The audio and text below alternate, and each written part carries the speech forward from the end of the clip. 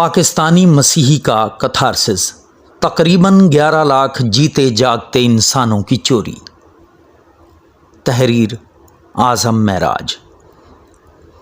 عام پاکستانی مسیحوں، ان کی اجتماعی بھلائی کے لیے دن رات کوشاں سیاسی، سماجی اور سیاسی رجحانات رکھنے والے مذہبی ورکروں، درد دل رکھنے والے پاکستانیوں اور پاکستان کی سیاسی و دانشور اشرافیہ کی معلومات کے لیے چند حقائق۔ پاکستان کی مسیحی آبادی 1951 کی افراد شماری میں 4,32,705 تھی، جو کہ ہندو شیڈیول کاسٹ اور ہندو جاتی کی مجموعی آبادی سے 97,780 کم تھی۔ 1961 میں مسیحی آبادی 5,83,884 تھی، جو کہ مجموعی ہندو آبادی سے 37,931 کم تھی۔ 1972 میں مسیحی آبادی 9,07,861 تھی، جو آبادی ہندو آبادی سے 7,655 زیادہ تھی۔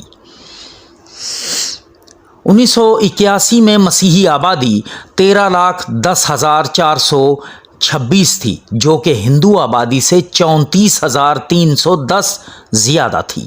1998 میں مسیحی آبادی 20,92,902 تھی، جو کہ ہندو آبادی سے 3,50,712 کم تھی۔ ان 5 افراد شماریوں کے حساب سے 2017 کی افراد شماری میں مسیحوں کی آبادی تقریباً 37 لاکھ ہونی چاہیے تھی، جبکہ 2017 کی افراد شماری میں یہ آبادی 26,42,048 ہے، جو کہ 2017 میں مجموعی ہندو آبادی 44,44,878 ہو گئی ہے، جو کہ مسیحی آبادی سے 18,26,059 زیادہ ہے۔ ماضی، حال و الیکشن کمیشن کے اعداد و شمار میں بھی اس طرف اشارہ کر رہے ہیں۔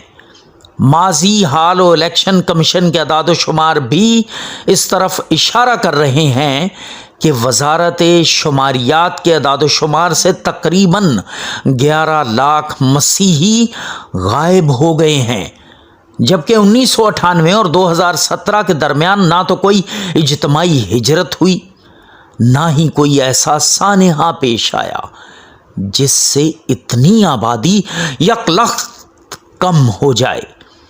ہاں، یہ ایک تلخ حقیقت ہے کہ 2017 کی مردم شماری کے وقت وزارت شماریات کا وزیر ایک مسیحی اور قومی اسمبلی کی اسٹینڈنگ کمیٹی برائے شماریات کا چیئرمین ایک ہندو پاکستانی تھا۔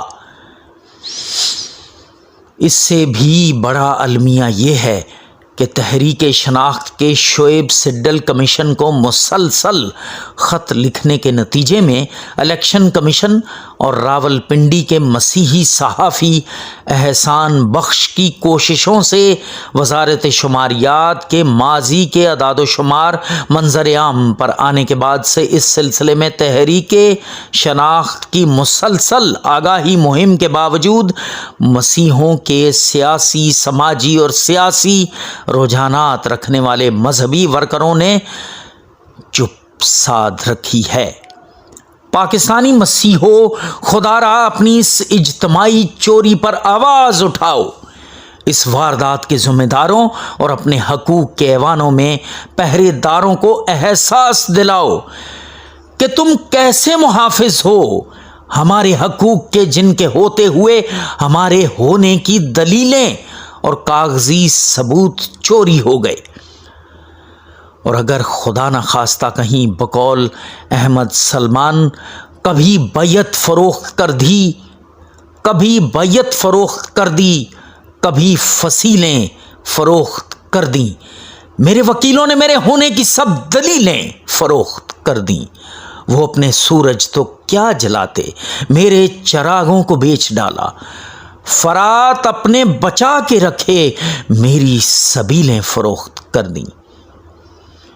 یہ چوری تھی یا لاپرواہی، ایوانوں میں مسیحوں کی شناخت پر کسی اور کی پسند پر مسیحوں کے رکھوالے ذمہ دار ہیں۔ لہٰذا یہ آپ کو سیاسی یا سماجی تقریبات میں جہاں ملیں، ان ذمہ داروں، ان کے حواریوں سے شائستگی سے یہ سوال ضرور کریں، خاص کر الیکشن سیزن میں جب یہ اپنی سیاسی جماعتوں کے مالکان یا رہنماؤں کے لیے ووٹ مانگنے آئیں، کہ جب یہ 11 لاکھ جیتے جاگتے انسانوں کو وزارت شماریات کے ریکارڈ سے مٹایا جا رہا تھا تو آپ کدھر تھے؟ وقت احتساب کا، آبادی کے حساب کا۔ تحریک شناخت زندہ باد، پاکستان پائندہ باد۔